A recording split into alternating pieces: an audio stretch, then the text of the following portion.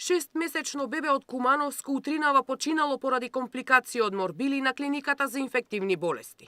Тоа е прва жртва од мали сипаници по прогласувањето на епидемијата во Скопје.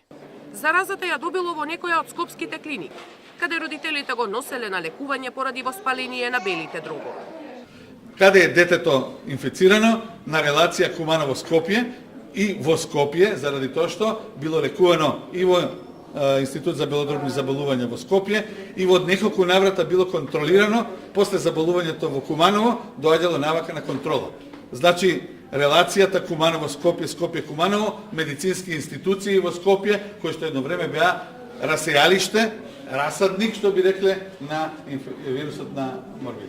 На инфективна има уште 2 дечиња со морбили кои се во тешка состојба, а од новите 58 случаи регистрирани оваа недела, најголем број се од 1 до 4 годишна возраст. Епидемиолозите предупредуваат дека може да има и други болни со сериозни компликации, доколку покрај малите сипаници заболати од грип. Која инфекција е можна?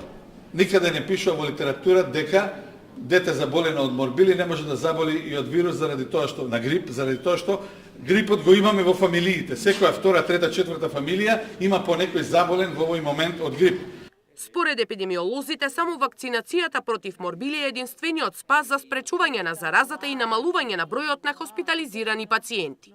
Изминатиот период МРП вакцина примиле 5900 деца во Скопје. Се надевам дека трендот на вакцинација ќе продолжи, заради тоа што е тоа единственото нешто што треба и мора да се направи со цел да се врати, да се подигне колективниот имунитет, кој што значително е намален после падот со опфатот со вакцинација негде во 2014 година и за жал сега се соочуваме со овие последици. До сега се регистрирани 201 случаи со морбили. Алармантна е и состојбата со грипот, кој за една недела има околу 1300 заболени и 2 починати.